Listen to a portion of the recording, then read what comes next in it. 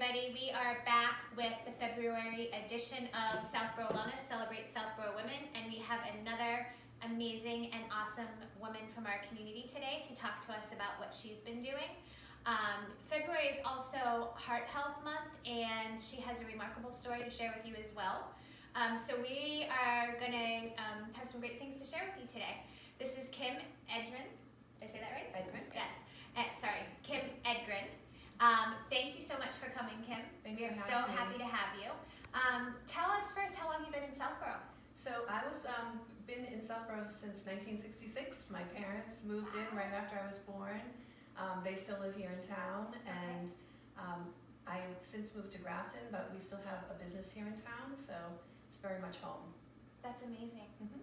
Wow. So you grew up in Southboro, went to Southboro schools, yep. and all of it. All the way through, up through Algonquin, graduated in 1984. Wow. Dating myself a little bit, but yes, so That's awesome. really pretty much spent, I would say, the majority of my time here growing up. It's Yeah. a great community, which is why we did a business here in Yeah. Southboro, so it's great. We've had a lot of women in here that were born and raised in Southboro, which is so cool. Tell us about your business, how you got started, why you got started, what it is, all of those things. We have two child care centers here in Southboro. We care for little people, and my mom and I started the centers way back when my oldest daughter was a year old. I was in the field of child care, and I knew that I was going to work, and I wanted a good place for her to be, and I wanted a good place to work, so we started a daycare center here in Southboro. We went into over in 11 Main Street, and she was a year old, and we've had that center since then, so about almost 26 years. Wow. We expanded to Breakneck Hill a couple of years later, so we've had the two centers here in Southboro since back in '94.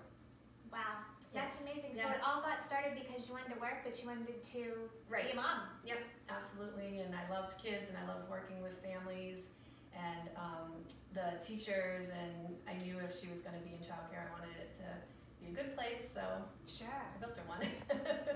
That's a really Yeah. cool story. Yeah. Good for you. Yeah, and it was nice doing it with my mom. It's a great family business. Yeah. And she had kind of subbed a little bit, but it was a new field for her, and it's been great. It's grown with our family. Now I have 3 daughters who are grown, and nieces and nephews who have gone through the center, not to mention all the families in Southboro that we've got the benefit of watching them grow. So Yeah, you're just saying how neat it is to see them grow up. it is. It really is. It's nice to see when you run into them when they're in their teens, some of them older, and see where they go and see the parents, and it's great. Awesome. It's great to see where they started and then where they go. Sometimes it's hard to know where they're gonna be, and it's great to see that. Yeah, that's very cool. And you were there at the start with them, Yes. which is very Yeah. cool. So it's We Care for Little We People. care for little people, and we do infant, toddler, preschool, pre-K. Okay.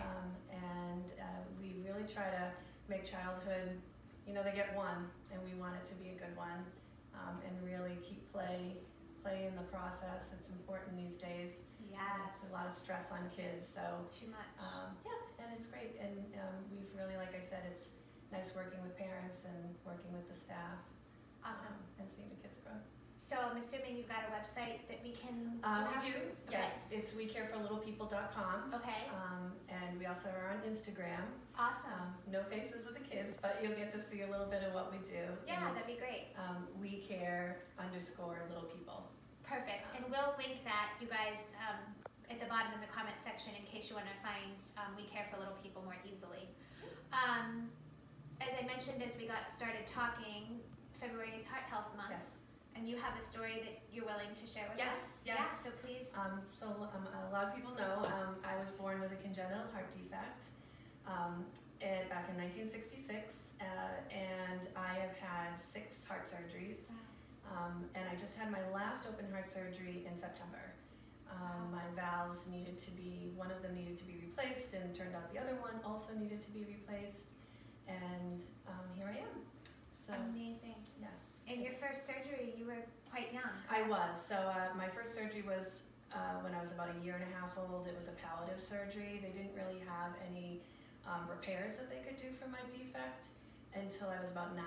So Up until 9, I couldn't do much, didn't get much oxygen, and then luckily there's lots of research, and they were able to do a procedure that allowed me to pretty much live a normal life. I mean, I try not to let it stop me. I never have. I was lucky that my parents never let it stop me, and just get out there and do my thing.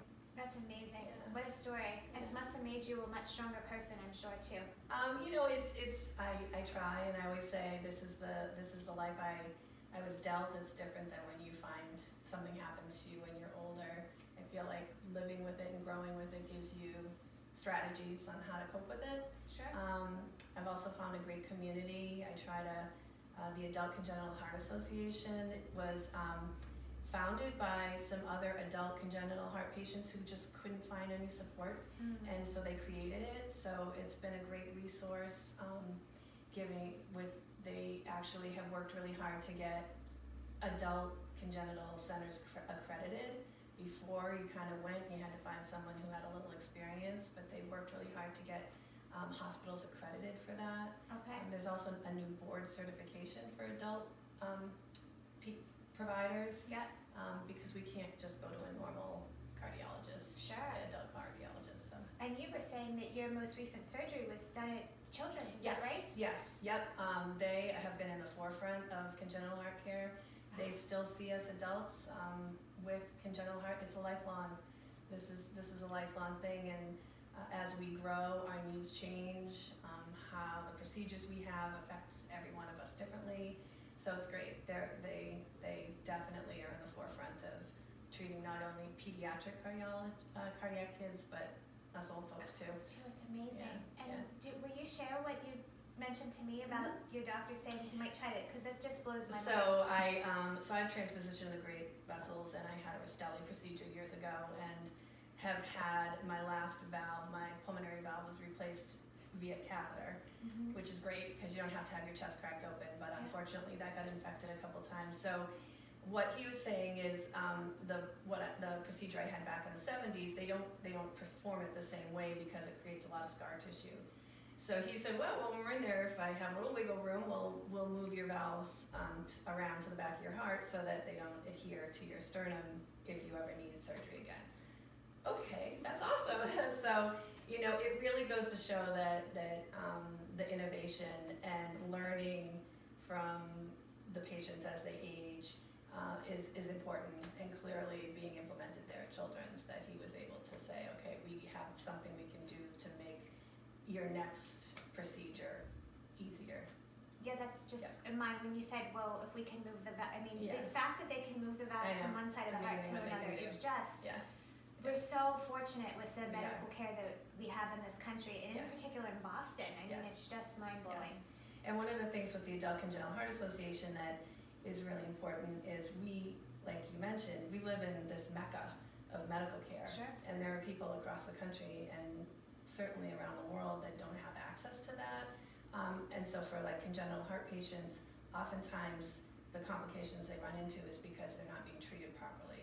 So it's really important for not only pediatric but adult patients to stay in care and to get appropriate care, because it can make a difference of whether you are able to live your life to the fullest potential, or whether you potentially run out of options for care. So it's really important, and hopefully that will increase not only in the U.S. but around the world to have adequate care. Absolutely. Can you share with us, for anybody that would be interested, and we can put links to this too, you had mentioned earlier, there's a foundation. Yes, so the Adult Congenital Heart Association has a walk for 1 in 100, and this year it's October 3rd on Boston Common. Okay. It's a great day. A lot of the medical community come out in support of it. It's nice that anyone to meet other families who either are adults with congenital heart defects, teenagers who are starting to make that process of making their own decisions and having to sort of transition from pediatric care to adult care, which means mom and dad maybe supporting them to having to navigate it a little bit on their own. It's a great resource for them. And we also will be having a gala on I can't remember the date, the 27th of September in Natick at the Verve. and that's a kind of a kickoff, and we'll be doing a gala, and all of the funds raised help with research for congenital heart defects and supporting the programs like the accreditation that I mentioned, and getting all the resources out there that families need, not only just medical care but support, because it can be very daunting if you're, say, in your 50s and you haven't had open heart surgery for 20, 25 years and have to go through it. It's ACHA does a great job of providing resources, peer mentors to help them through that process. Awesome.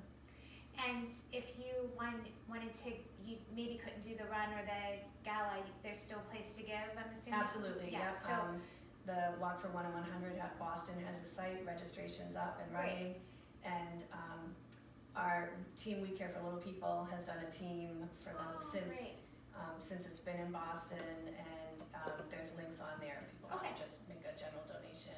So we'll give you guys the links once again below in the comments if you want to check any of that out, or you want to donate, or you want to be a part of the walk.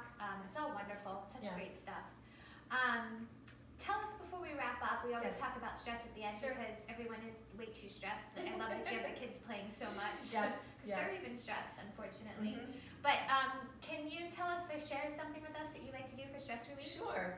I like the Calm. I've tried the Calm app. I think sometimes you need a nice calming voice to just help you get lost in something besides what you might be stressing about or anxious about. Yeah.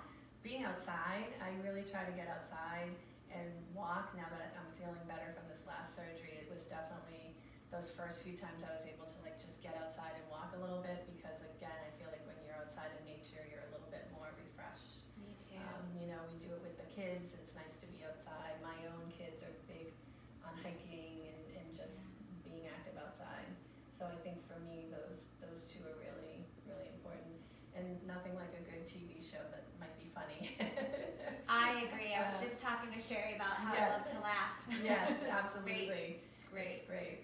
So. Well, thank you so much for coming and taking time to talk to us. Yes. You're an amazing woman. Thank you. All right, guys. Thanks for tuning in. Have a great day. We'll leave all the links below for Kim and what she's got going on. We'll see you soon.